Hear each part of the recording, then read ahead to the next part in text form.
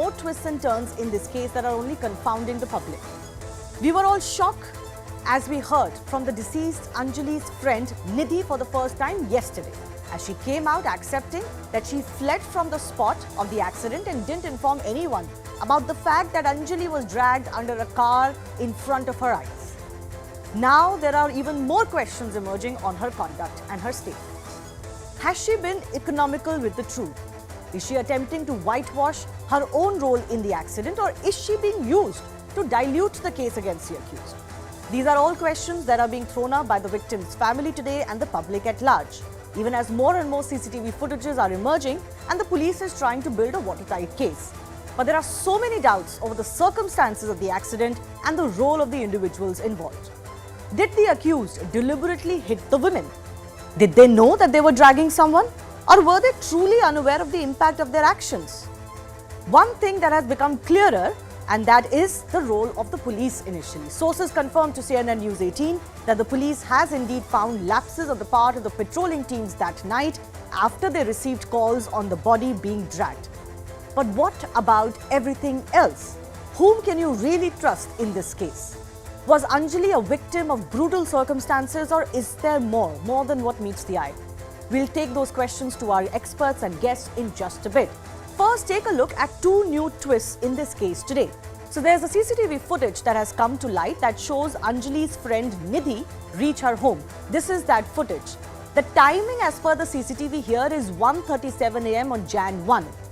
This is before the supposed time of the accident itself. So this has raised questions over whether Nidhi was really with Anjali at the time of the accident as per she herself and the police. Secondly, here is the post-mortem report of the deceased woman, which doesn't mention alcohol at all. Now, Anjali's family is using this to say that Nidhi, her so-called friend, lied when she came out publicly yesterday to say that Anjali was heavily drunk when she was driving the scooty and met with the accident. So now many questions have been thrown up, especially by the deceased family. Let's take a look at what each side is saying or claiming. First up is Nidhi's statement that Anjali was drunk and she insisted on driving the scooty that night. That's her version. Anjali's family is now saying that the post-mortem report doesn't mention any alcohol, so they're raising doubt over Nidhi's version. What is the police version here? The police is telling CNN News 18 that only the viscera report, which is yet to come out, will confirm if there was any alcohol present in the body or not.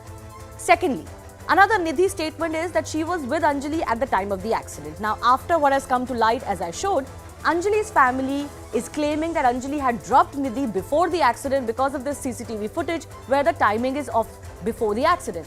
What does the police tell us?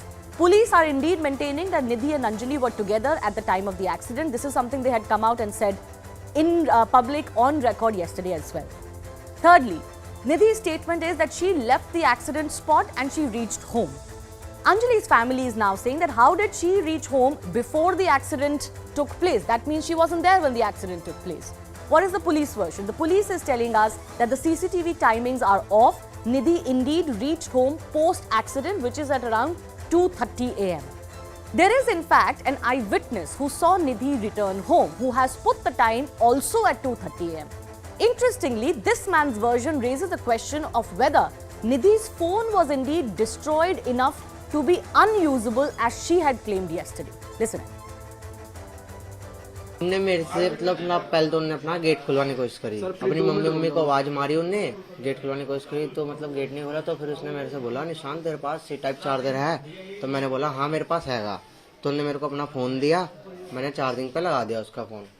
तो फिर बस मैं लगा के बाहर ही आया था तो इतने में उसके मैंने उसका गेट खोल दिया था। ठीक है, तो करेक्ट 2:30 बज रहे थे, हम बाहर ही बैठे थे ना, आग जला के फोन हाथ में था, हमने टाइम देखा जब वो आई थी। वैसे तो वो सोचता हूँ तो अकेली रहती थी। हाँ। वैसे जैसे कभी कभार उसकी मम्मी वगैरह आ गई, नानी वगैरह आ गई तो आ गई, वैसे अक्सर उन्हें आसपास मोहल्ले पड़ोस में बोला था बस इतना ही कि मेरा एक्सीडेंट हो गया स्कूटी से, और कुछ नहीं बोला। We will of course get you more of the questions that are being raised on Nidhi's conduct. But let's try and piece together what we can of the sequence of events, especially while taking into account the police's investigation. Now take a look at these three important set of CCTV footages. The first footage is when the girls are actually seen leaving the hotel where they were together. The CCTV time as per this footage is 1:31 a.m. But actually the police has told CNN News 18 The actual time the girls left the hotel is around 1:45 a.m. The CCTV timer here too is off. Then is this, the middle footage, which is the supposed moment of the accident. This is around 2:05 a.m. The police are corroborating that according to their sequence of events, this is indeed when the accident took place, between 2 a.m. to 2:10 a.m. Finally is the footage that has come to light today, which has raised doubts. This is when Nidhi reaches home. The CCTV time, as I mentioned here, is 1:37 a.m. and this has become a bone of contention. But the police, and as I just played out, the eyewitness say that actually she reached her home at 2:30 a.m. Again, the CCTV timer here seems to be off, and this will then put the entire timeline correctly. If this is indeed the timeline or not, that of course will eventually be corroborated by the police's investigation. So the big question we asked today, with more twists and turns, and I don't think we've heard the final word on this, either from the individuals involved or as far as CCTV footages are concerned, just exactly whose version can you trust?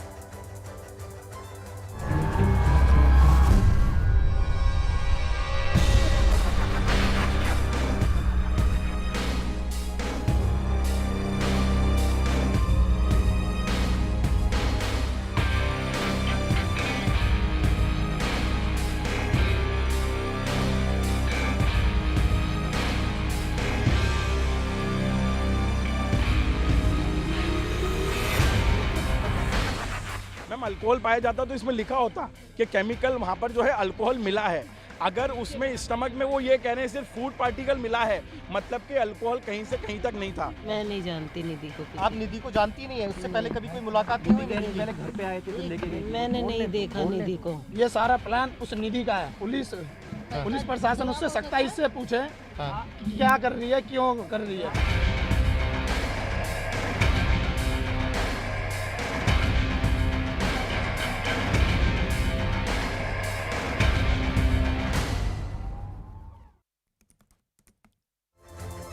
Let's go across first up to my colleague Anvit, who's joining us. He's been tracking the entire investigation. Anvit, you know, there is of course a question that is emerging over the timings of the CCTV. Now you are learning, of course, that the police believe the timings of the two critical CCTV footages were off, and they have in a way pieced together the sequence of events. So please just explain to our viewers once again, what do they believe? And secondly, isn't it now incumbent on part of the police to come out and actually say what they believe is the sequence in public? Because, you know, in the lack of the police version, what's happening is that there is a lot of people who are speculating on what is happening.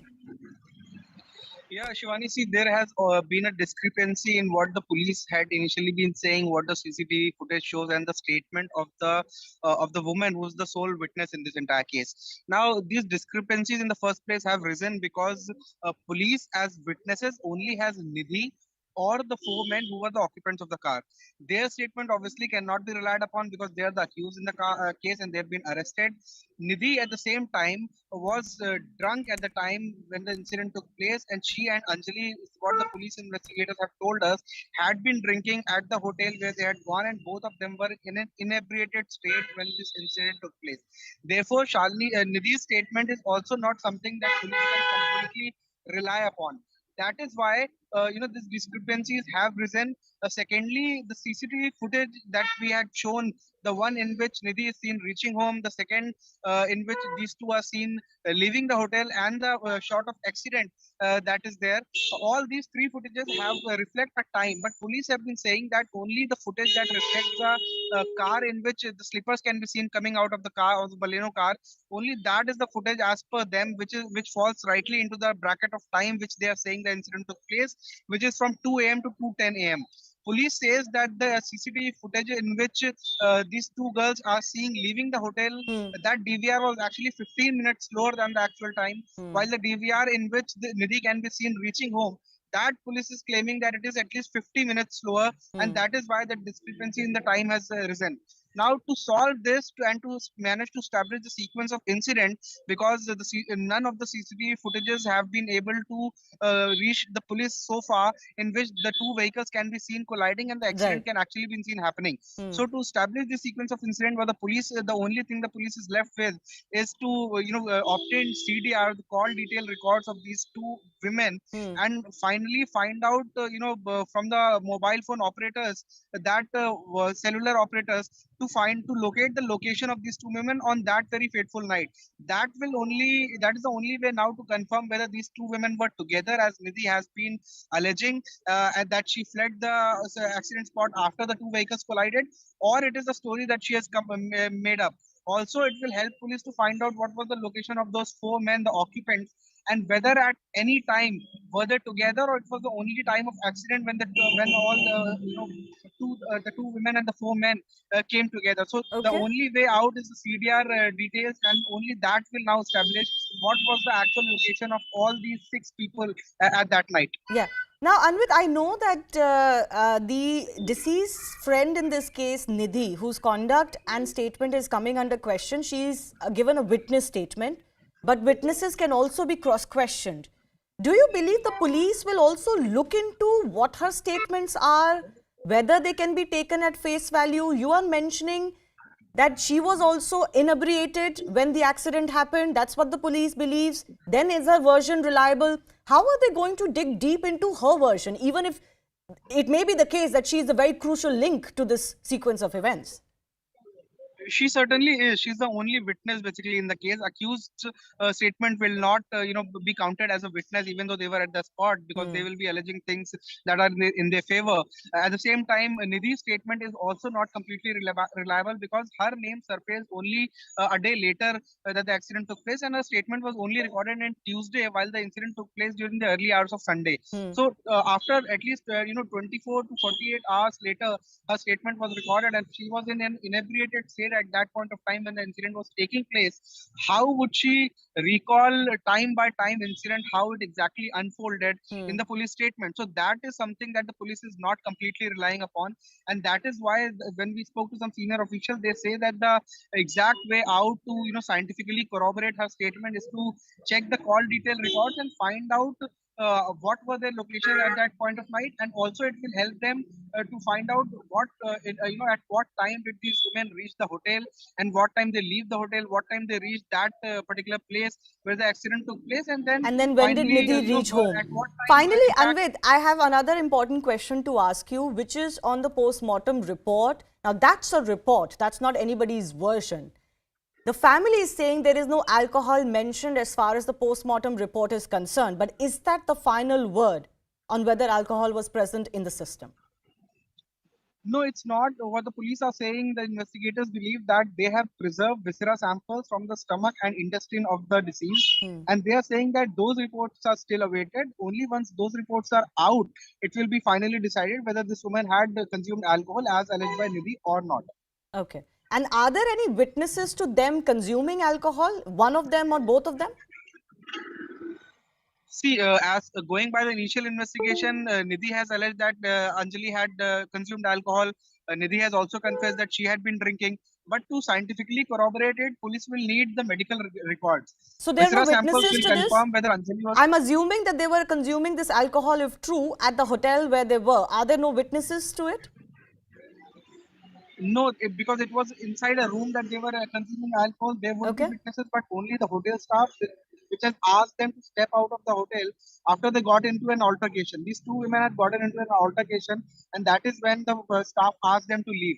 Staff has told police that they had been drinking some liquor bottles. Apparently, have also been recovered from that very room in which they had hired for that night. But police has not come out on record saying that. They have said that Anjali's reports are awaited, while Nidhi has confessed to them that she was drinking. She was drinking and at her that medical time. reports, her medical could not be done because it was 48 hours had already passed, and if blood samples were taken, it would not reflect that she had consumed alcohol. All right, Anvit, I really appreciate you joining us and putting some things into perspective. Let's take this to our guests who are joining us. We'll be joined by Charu Pragya, BJP spokesperson, in just a bit. Priyanka Kakkar of the Aam Aadmi Party is joining us. T.R. Kakkar, who's former Commissioner of Police, Delhi, is with us. Dr. Dinesh Rao, forensic expert, is also with us. Rekha Agarwal, advocate in the Supreme Court. Also Namit Saxena, who's a lawyer in the Supreme Court as well, joining us.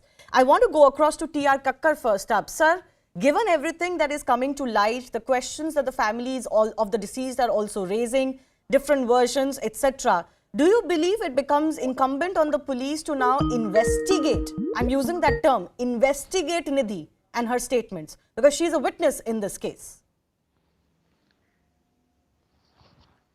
See, Nidhi has made a statement under 164.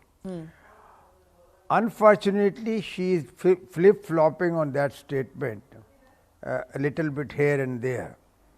Question first arises is whether the two girls were in that room, in that hotel or not. Now, that gets established because the hotel staff has given a statement perhaps that these two girls were there. When there was some commotion, they asked them to leave. Now, what happens is they come down. They come down and they go perhaps to the scooty, and there is again some altercation. On that altercation, whether Nidhi is telling us the truth or not, that at this stage only Nidhi knows. But a proper investigation and interrogation of Nidhi, because Nidhi is not doesn't seem to be a hardened criminal. Therefore, an intelligent interrogation of Nidhi would give us a true sort of story. Again, we have that Nidhi goes back. Why she goes back, she leaves her friend after the accident, is her choice. We can say nothing except that morally she was not wrong, correct. yes, yeah. But then there is again a witness. There is again a witness to say that she reached home at such and such. Now, time again. This time, as you just stated, there are different versions. And but she did reach there, and she asked that fellow to sort of charge her mobile, etc., and then she made a statement, complaint. But we have a very solid evidence in that Deepak, who tells us that he made phone calls after phone calls to the police control room, police vehicles, and he was in touch with the last police control room van. So therefore, his statement is very, very important. Yeah, but he Now, didn't there are witness two the things accident. that you have to look at. No, unfortunately, what has happened, sir, I'm sorry for interrupting you. Yes. He didn't witness the accident. The moment of the accident is also not caught on any CCTV. That's the problem right now. Perfectly fine, but he does make a very solid statement that he did see some sort of body underneath the car which was being dragged. Now, Now, there are two aspects. One is the investigation as to what happened. The other is the sort of dereliction of a serious dereliction of duty on part of the policemen who were Sir, I'll come to the police's role in just a bit. Or who were there. I'll come to the police's role in just a bit because we have some exclusive information in that regard too. I will also play out an excerpt of the eyewitness Deepak on what he told me and why the police's role is under question, which they seem to be accepting now. But I want to go to Dr. Dinesh Rao, who's a forensic expert on the issue of the alcohol consumption. Now, the family is very well within its right to raise the question, Dr. Rao, is that the autopsy is not mentioning alcohol. Do these autopsies generally mention alcohol if it is there, or is that done separately? That's a very good question, See, what happens is once the person has consumed the alcohol will be present in the blood and of course the other organs, excretory organs, including the urine. But more importantly, once the cavities are opened, especially the chest cavity, the brain cavity and the stomach, we'll definitely smell the alcohol. That is the most important thing I wanted to say. So smell of alcohol to the autopsy surgeons will be very obvious once the cavities are opened if the individual has consumed the alcohol. So then when we take the body fluids and other organs where the excretory process has taken place for the further analysis to understand the quantity of the alcohol. So is it mentioned in an autopsy? In this autopsy of Anjali, while it says that further details will also come out, it doesn't mention alcohol. So what are we to assume from this? That there was no alcohol? Yes. One is the possibility that she might not have consumed the alcohol. That is one. And the second is possibility substance abuse she might have consumed. So these are the two possibilities. But smell of alcohol, if at all she has consumed the alcohol, it should have been there when the cavities are opened. Then only based on that, suspicion, we send the blood and the viscera and even the urine for the chemical analysis. No, no. So when there is no smell, we definitely not send the viscera. No, And the so, second sir, thing is what if she I'm has trying to consumed the drug- understand is the police is telling us that they will do a viscera examination and then it will come to light whether alcohol was there or not. From No, what you are definitely- saying, once again, what from you are saying, it's not necessary to do the viscera investigation. It can be known during the post-mortem itself. Yeah. See, one viscera analysis is necessary to understand both the quantity and qualitative type of the alcohol. Okay. But once the cavities are opened in the post-mortem, chest cavity, abdominal cavity and the cranial cavity, smell of alcohol will definitely be present if the individual has consumed the So alcohol. is Let that them- mentioned? Is that necessarily mentioned in a report or not? No, we always mention. Okay. That's what we say. Further analysis, the chemical analysis, the viscera has been preserved. Further analysis.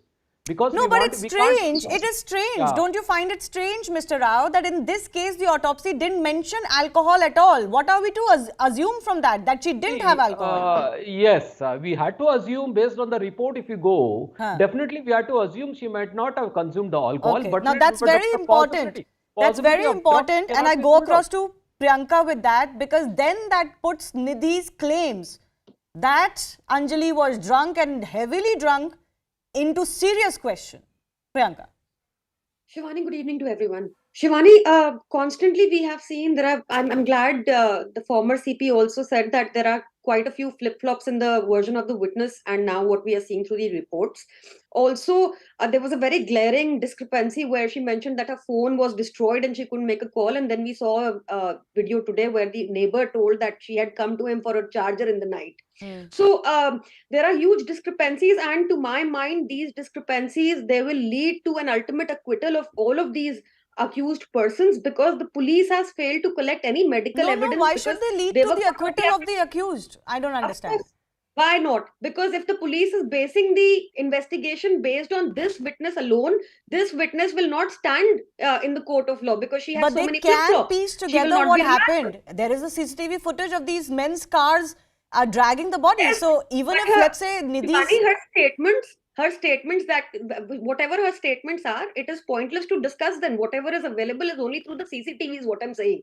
And then again, the question comes back to whether they had consumed alcohol, not consumed alcohol, all of which reports are absent in the police report. No, the accused alcohol is a separate issue. I'm discussing because Anjali is not with us anymore. We have to go by what Nidhi says. But now it comes under suspicion whether Nidhi herself is lying or not. In the court, it won't stand with so many flip-flops already on so many TV channels that we have seen. Once again. Again, for the benefit of my viewers, I must say, ultimately in court, what goes is not what she has said on TV. It will go what she has said in her witness statement. So let's not mix the two. That is what the former CP said, that it is a flip-flop from her 164 statement. That is what the former CP said. No, flip-flop where? It's not irrelevant. We are discussing this because she has spoken to the media. I am not sure if it will impact the case as badly. I think we are discussing this because if you are with someone, you are a friend of somebody, you first come out and say something that she was drunk. You don't mention that apparently police is telling us that she herself was drunk. The PM report doesn't mention any alcohol. On top of that, you are right. She said she couldn't call anybody because her phone was destroyed. We are running these questions on her conduct. But what has now come to light is that she went to her home.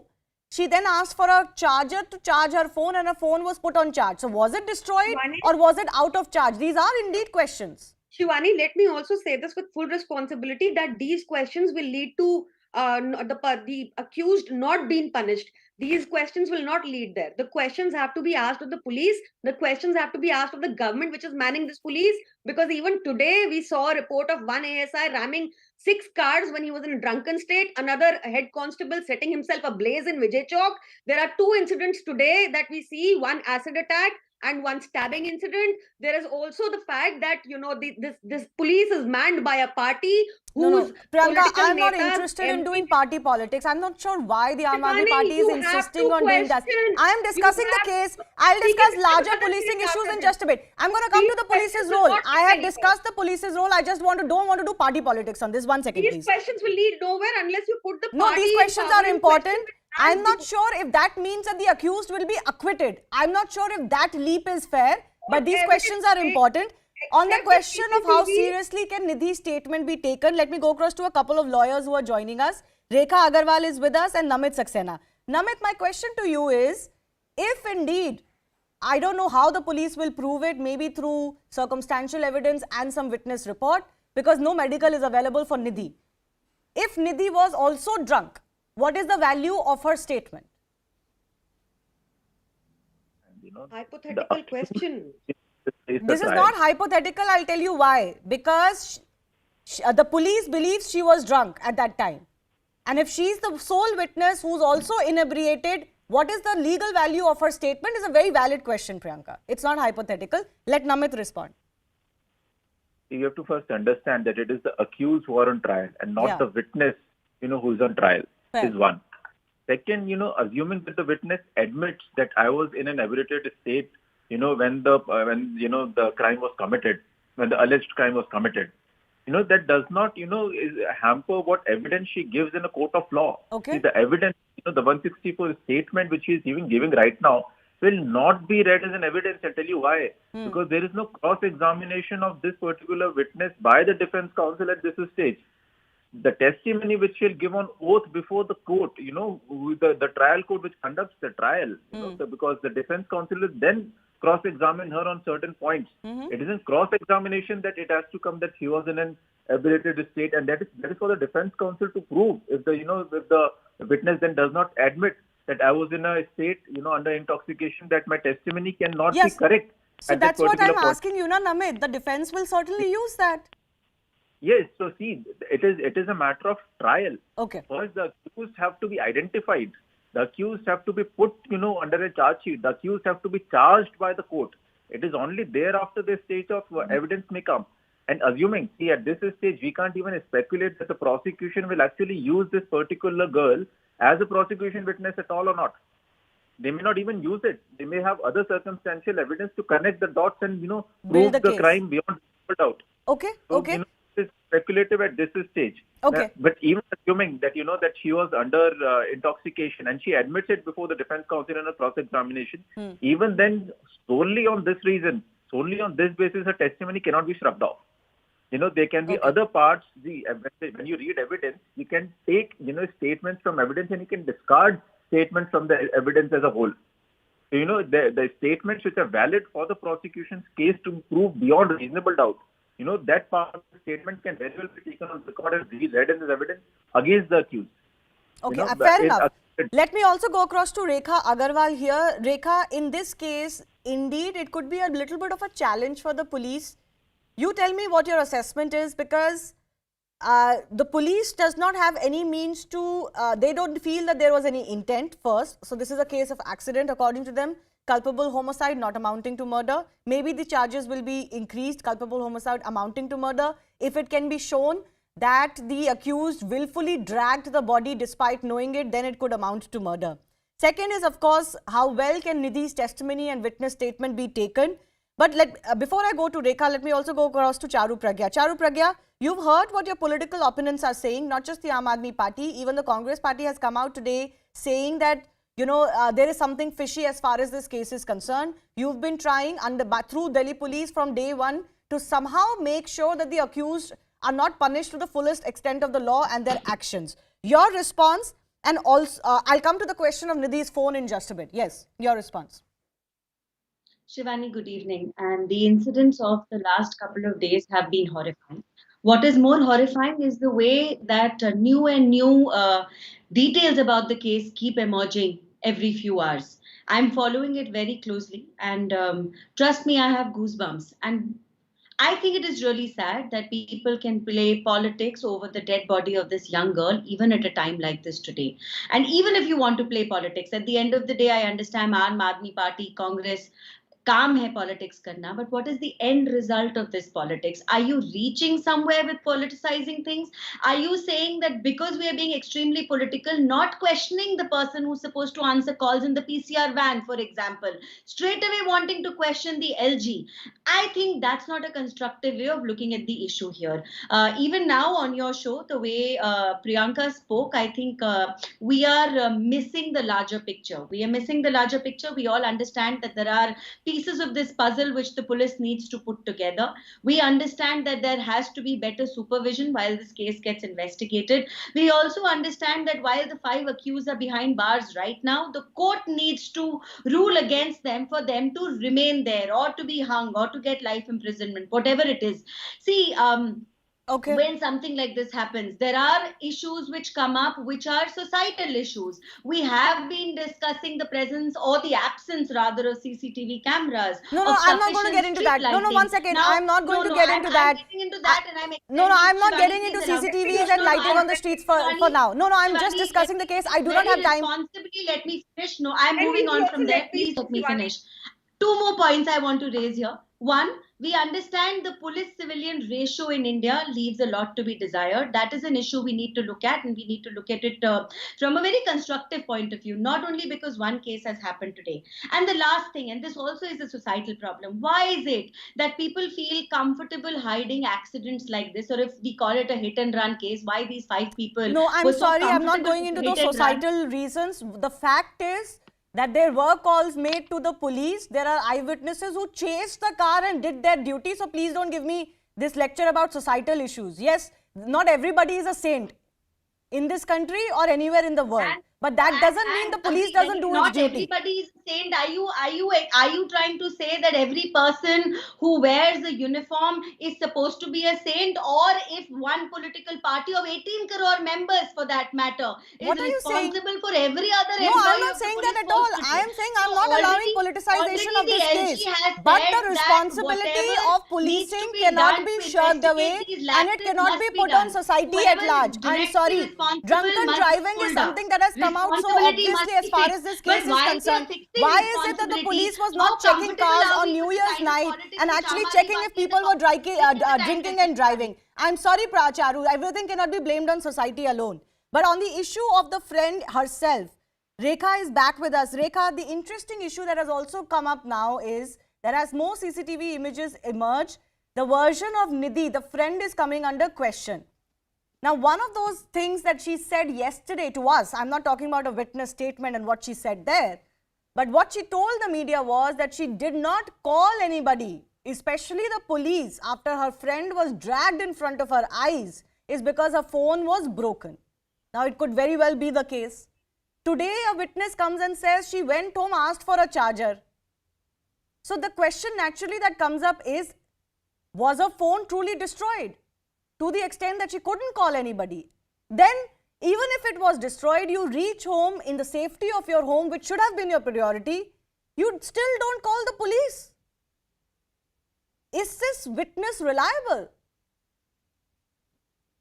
See, what I would say over here, Shivani, that lots of questions can arise, in this discussion, this debate that we are having at the moment, because every day the statements are changing, at the drop of a hat.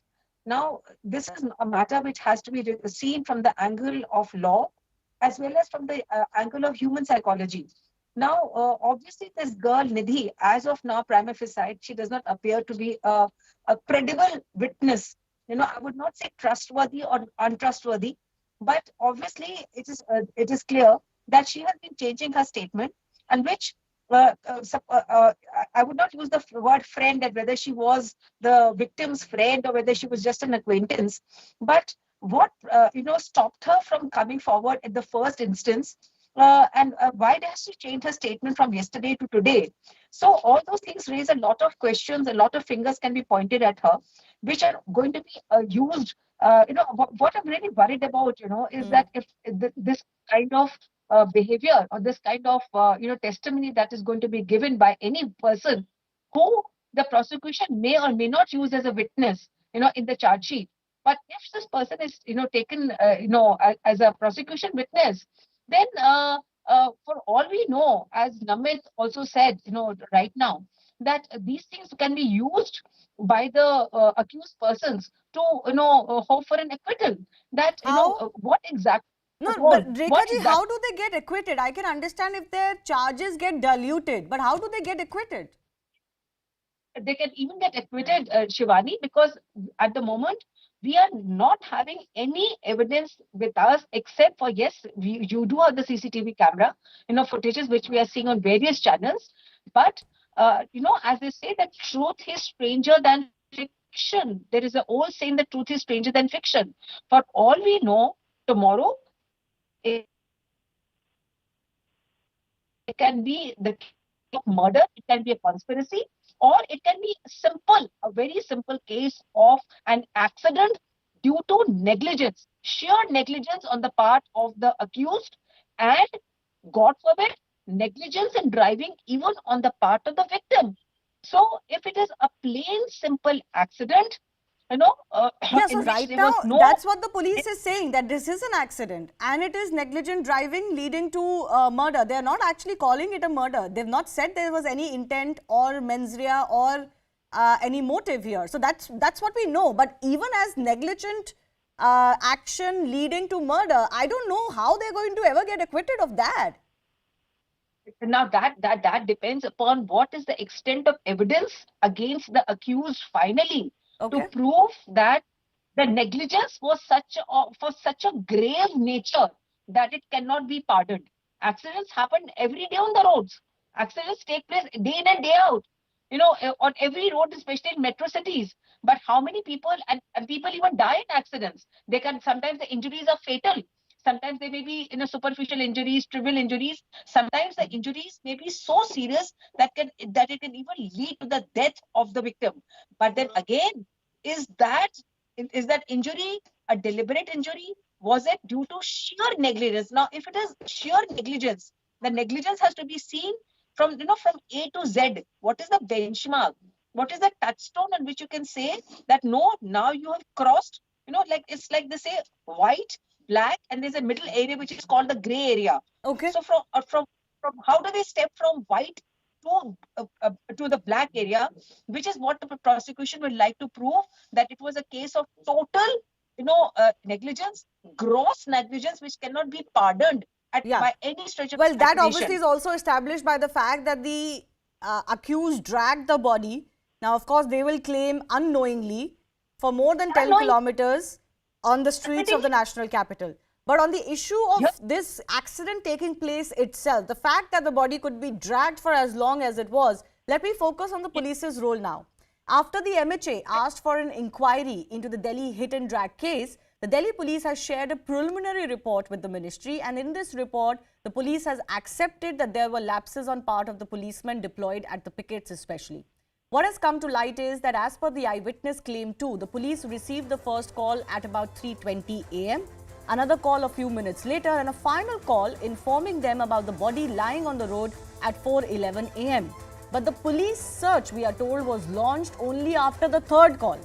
Now, CNN News 18 had spoken to the eyewitness in this case, who had detailed how he had called the police multiple times. He was in fact on call with the PCR while he was following the accused car, but that for nearly an hour, the police couldn't trace the car, even as 3 PCR vans crossed him and another refused to entertain him. Before I take questions to our guest on the police's role, listen into what he had told us. 3:18 पे सबसे पहले मैंने उस गाड़ी को देखा जिसके नीचे डेड बॉडी फंसी हुई थी, और वो गाड़ी कंजावला साइड से आई थी। उसी टाइम मैंने 3:18 पे दुकान का शटर ओपन किया था, जिससे ओपन करते के साथ ही मेरे को कंजावला साइड से जो गाड़ी आ रही थी उसकी आवाज़ें सुनाई दी, जैसे गाड़ी का टायर फटने के बाद चलाते रहते हैं वो गड़गड़ की आवाज़ आ रही ना। और मैंने तभी तुरंत टाइम वेस्ट ना करते हुए 3:20 पे 112 नंबर डायल कर दिया था, और तभी से तकरीबन PCR मेरे से 22-23 मिनट से जुड़ गई थी। फिर उसके बाद 3:30 पे वो ही गाड़ी मेरी दुकान के सामने से आगे से यू टर्न लेकर दुकान के सामने से फिर गुजर रही है। तो मैंने तभी उसी PCR को कॉल किया जिससे मेरी बात हुई थी, माँ जनाब ये तो वही गाड़ी आगे से कहीं से यू टर्न लेके दुकान के सामने से फिर गुजर रही है, अब कंजावला साइड जा रही है, कुतुबगढ़ साइड से। मैं कहा आप कहाँ हो? वो बोला हम आ रहे हैं भैया, वहीं आ रहे हैं, आप वहीं रुको। माँ ठीक है साहब। तो मैंने जैसे अपनी स्कूटी लेके उस गाड़ी का पीछा करने लग गए कि माँ लोकेशन बताते रहेंगे। प्रशासन से मैं टच में ही रहा हूँ तकरीबन जितने टाइम तक मैंने उसको फॉलो किया गाड़ी को, प्रशासन से कॉल मेरी चलती ही रही है। अच्छा। जैसे ही मैं लाडपुर पहुंचता हूं तो गाड़ी आगे से एक पीसीआर गाड़ी मेरे को आती नजर आई और उसी टाइम लाइन पे मेरे साथ जो जनाब थे जिससे मेरी बात चल रही थी पहले, माँ जनाब पीसीआर आ रही है सामने से, अगर इसके पास मैसेज हो तो ये इस गाड़ी को रोक सकता है, हम इससे बिल्कुल 50 से 60 मीटर पीछे हैं। लेकिन वो बोले नहीं ये टच में नहीं है, और हम वहाँ से क्रॉस होते हुए बिल्कुल सीधे चले गए। और वो पीसीआर भी हमको शायद देख नहीं पाई या हमारे वो इन्फॉर्मेशन उसके पास नहीं थी या वो हमको झूठा समझ रहे थे। लेकिन मैं फिर भी पीछा करते करते यहाँ से लेके बेगमपुर, यहाँ से तकरीबन 10 किलोमीटर पड़ता है, वहाँ तक गया हूँ। 3 पीसीआर इस दौरान मेरे से क्रॉस हुई हैं। किसी ने जैसे वही बात फिर आ रही है या तो रोल घूमने के चक्कर में मेरी एग्जैक्ट लोकेशन उन्होंने नोट नहीं कर पाई या मेरे पास तक पहुँचना नहीं चाहा या वो मेरे को झूठा समझ रहे थे। मैंने लास्ट पीसीआर मेरे को बेगमपुर जो मिली है, मैंने उसको तो बिल्कुल शीशा उतरवा के जनाब का, माँ जनाब ये गाड़ी वो है जिसके नीचे डेड बॉडी फंसी हुई थी, आप इसको पकड़ो। और वो वही 20 से 25 किलोमीटर पे चली हुई थी। तो जनाब ने मेरी तरफ देखने के बाद मेरे को बिल्कुल इग्नोर कर दिया है और कोई रिस्पॉन्सिबिलिटी शायद नहीं दिखाई उन्होंने।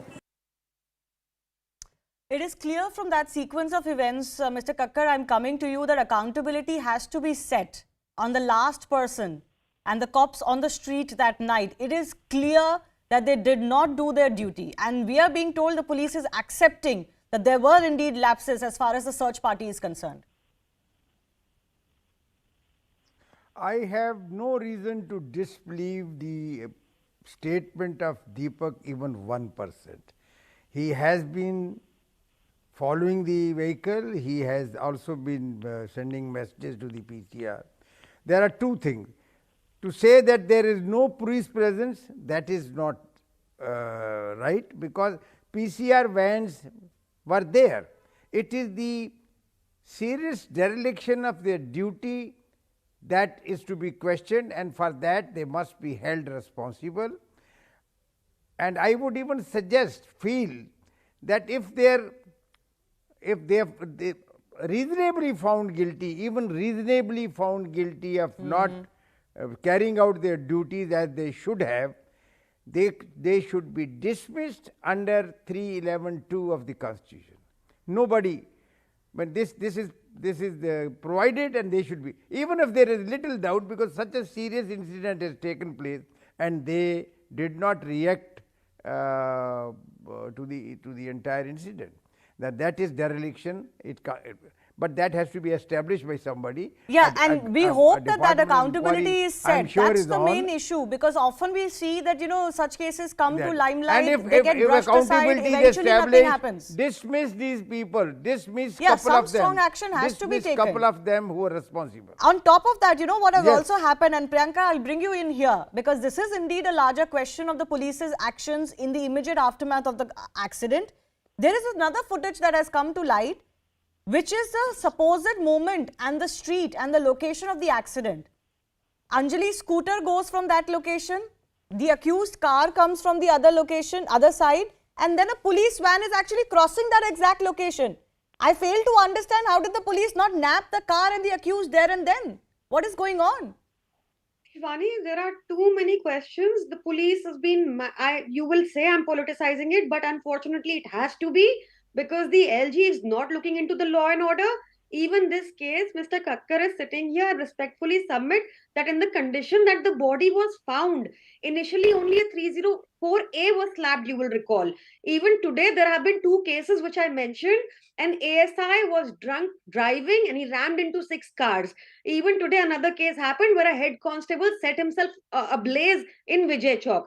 2 incidents have been reported where a woman was stabbed 22 times at Adarsh Nagar, and at Pandav Nagar, a woman was threatened to either accompany the person to sit in the vehicle or acid will be thrown of her. This is repeated failure on part of the Lieutenant So Governor. you are saying, let me understand this. I'm not sure if Charu Pragya of the BJP is with us, but you are saying that the LG is focusing on everything else, but is not focusing on law and order, that he should be doing.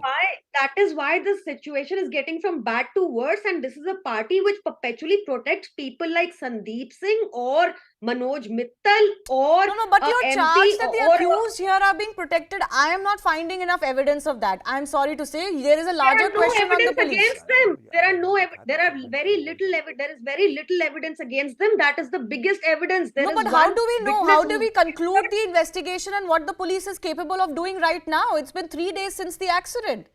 I'm just saying, aren't you not also jumping the gun here? Let the police do its job. Not at all, Shivani. We've been saying this from day one. Yeah, precisely. From day one, you said said that the police is helping the accused. On what basis? I can understand if the charge sheet is weak. I can understand if it's been 2 months since the investigation and not much has come out. From day one, how do you allege that? Because, okay, let me say this then. Let me please hear me out.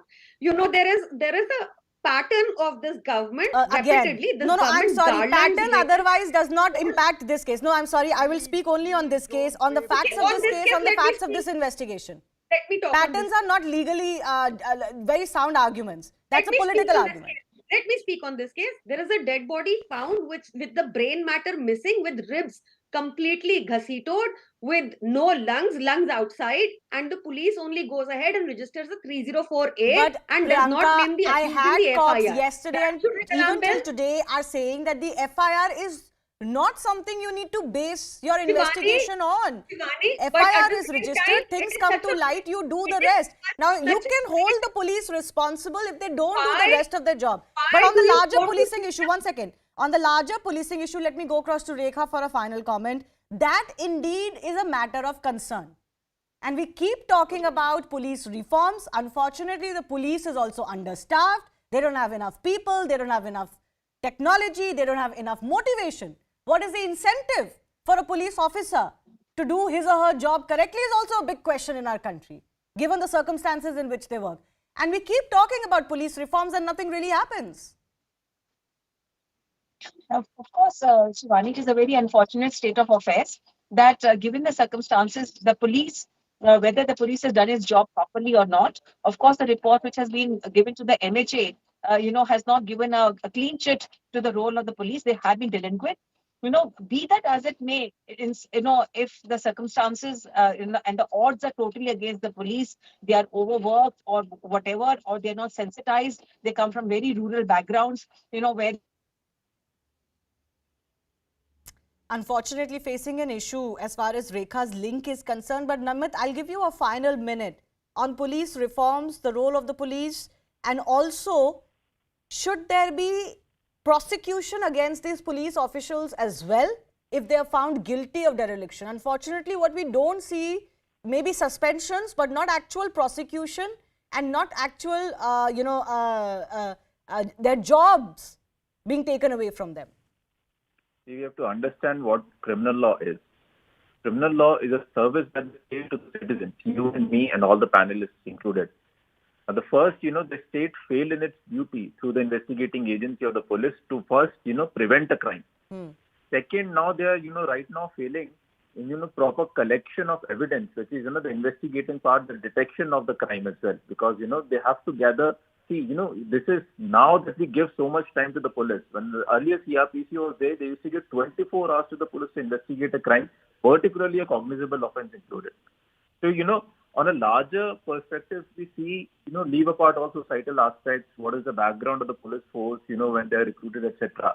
The police is a trained, body to do a particular job, which includes prevention of a crime, which it, failed to do terribly.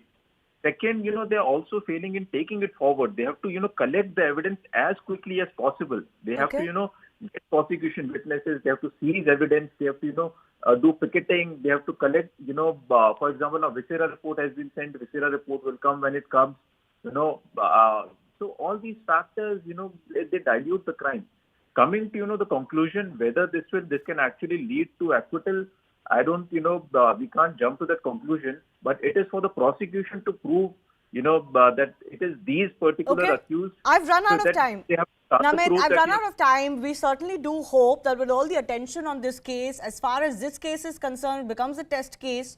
And certainly there is a watertight case and the accused are, taken to their logical conclusion. The case is taken to their logical conclusion. That's all that we can hope for. Whatever the circumstances are, they are. Whatever the nature of this accident or crime is, it is.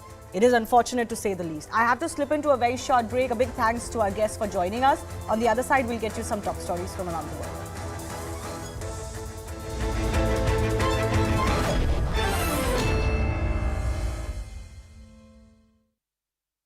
Normally are patrolling parties and over a long period of time.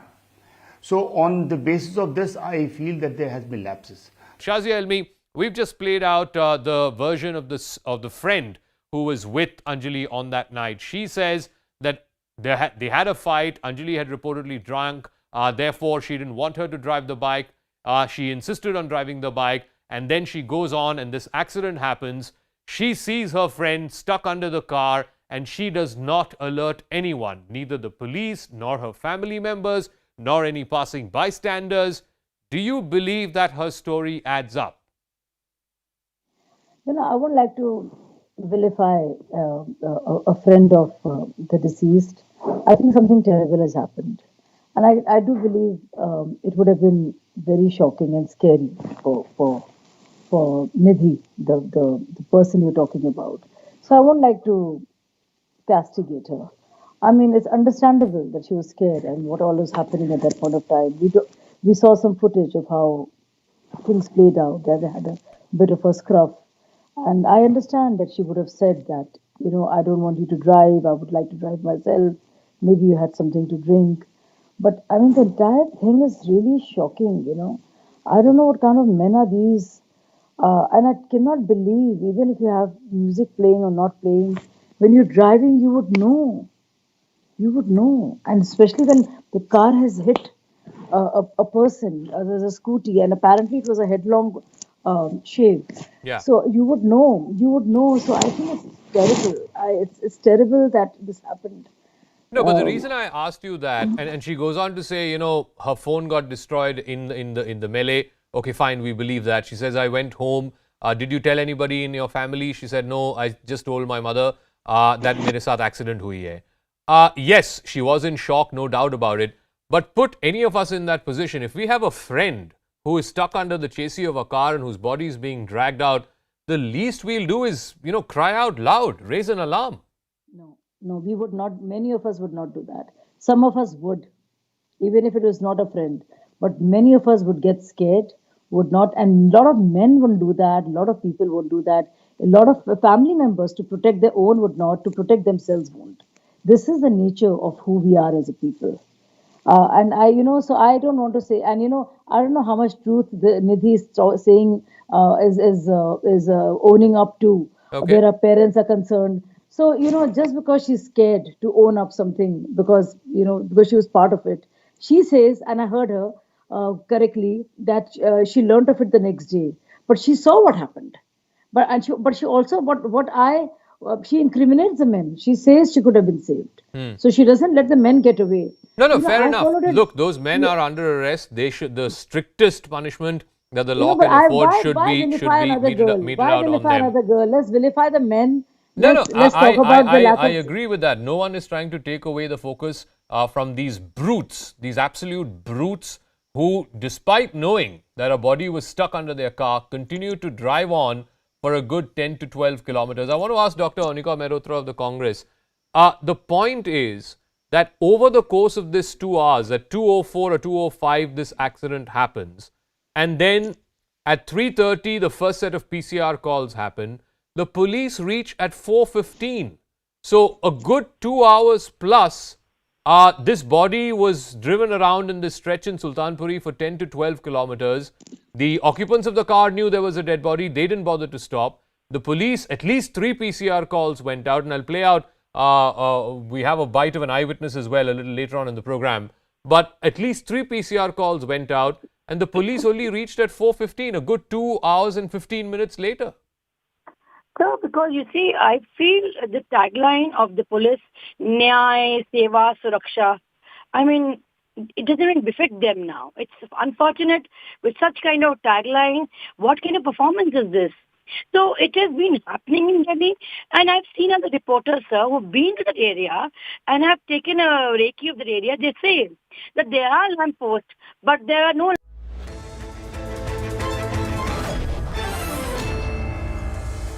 Thanks a lot for staying with us. A quick check of some updates we're tracking. President Draupadi Murmu inaugurated the country's first Samvidhan Udhyan at Raj Bhavan in Jaipur. Rajasthan Chief Minister Ashok Gehlot and Governor Kalraj Mishra thanked the President for dedicating the park to countrymen.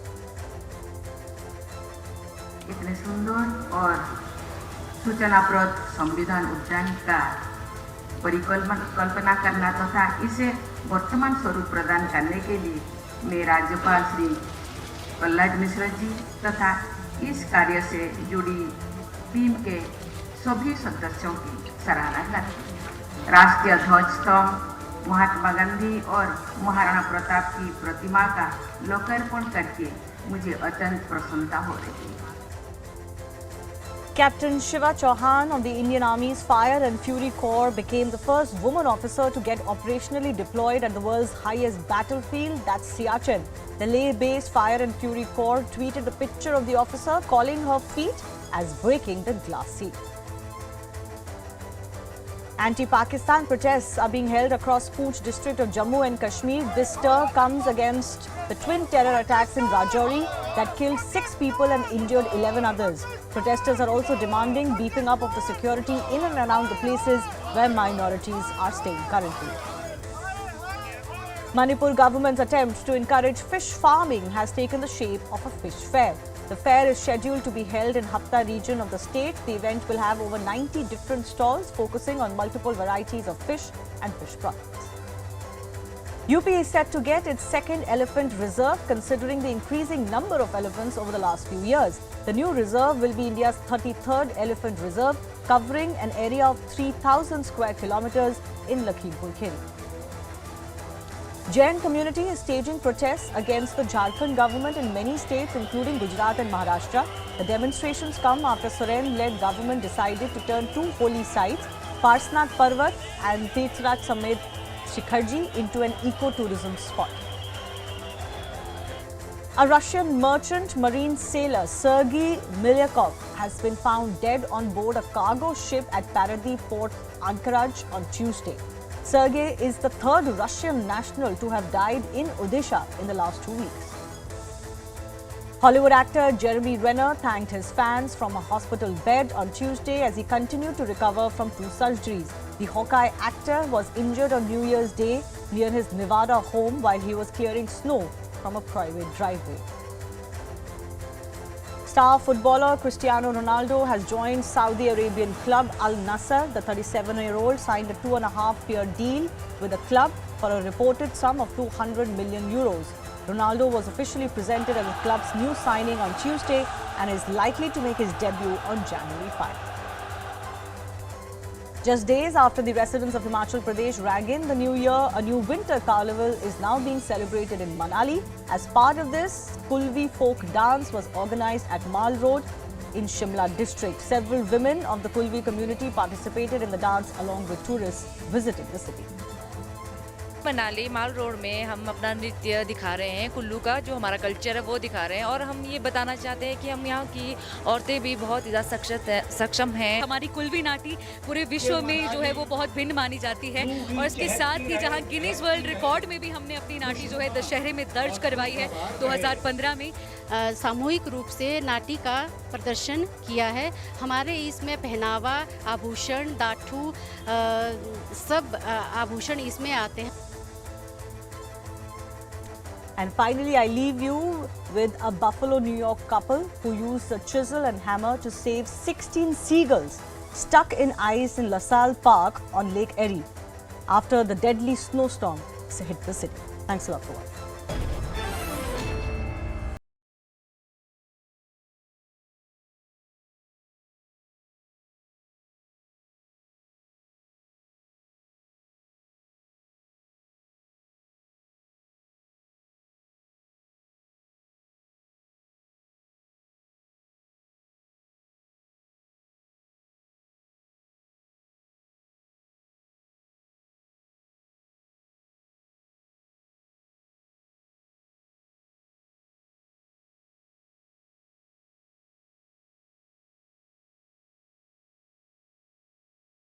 इंतहास।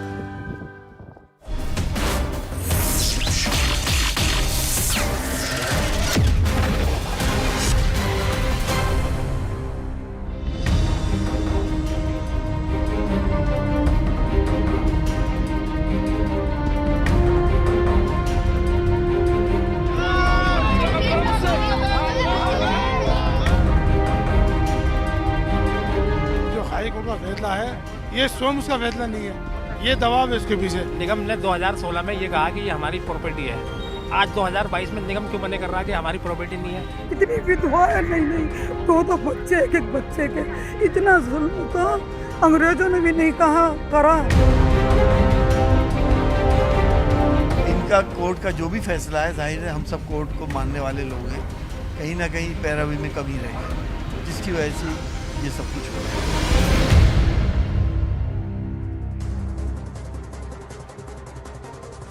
Namaste, Jai Hind and welcome to this edition of The Right Stand. Would you and I be taking the right stand if we endorse illegal encroachment? Can I walk into your house, set up shop at your, set up camp in your lawn on the first day in a tent? The next day I'll put bamboo sticks. The third day I will try and put some pillars and then erect a thing, and then I'll put a small kennel for my pet, and after that start drawing water from your place, and then I'll say 1 month later that this lawn belongs to me, and you get orders from the court and the court says this land belongs to you, so anybody who's sitting on that land or encroaching on that land should be evicted, and I stand there and say what about my rights as a human being, and this land belongs to me, you give me this place or you give me the same amount of patta somewhere else and you give it to me. Ladies and gentlemen, if that happens with one individual over a period of a week, you would call it encroachment. But if it is happening over more than 4,000 families and at least about 78 acres of land which has been illegally occupied over decades and smacks of vote bank politics and appeasement, then what would you do? Would you try, is it okay to ratify and endorse encroachment that has been deemed by the courts? Division bench of the Uttarakhand High Court has deemed this as illegal encroachment. But when political parties come there and play this brazen game of vote bank politics, then what does that smack of? Is it unfair to ask the question that what is a legal matter between the petitioner, between the defendant and a court order, why politicize that? And why blame one particular side of the political ideology or political party for a ruling by the division bench of the Uttarakhand High Court? This matter is now going to be heard by the Honorable Supreme Court. But think about this, ladies and gentlemen. Can people accrue in numbers over a decade or maybe 2 or 3 decades and then claim land that doesn't belong to them? And then should the state that is funded by the taxpayer, that is you and me, look for alternative place or land for these people to settle? Did these people not know that this 2.2 acre stretch of land does not belong to them? This is what the place in question is. In Uttarakhand's Banbhulpura area, it's over this 29 acres of land. Now they're claiming it's 78 acres of land, spread over 2.2 kilometer strip of land in the Banbhulpura area. This area is called Gafur Basti and it is part of the Haldwani railway station. And it covers Gafur Basti, Dholak Basti and Indira Nagar slums. You would ask, how did these slums come about? Did the local authorities connive? Was there political patronage that was given? All of these questions can be asked. But if the land does not belong to you, can you squat there and then claim that since I have already erected places here, be it schools, be it mosques, be it homes, be it pakka ghars, whatever it is, if I have, you can't break this, but the land doesn't belong to you. No, but you can't break this. And if you're going to break this, settle me somewhere else at your cost. That's the argument that's being made. Now, is that a sane argument? Or do you then have to look at the numbers and look at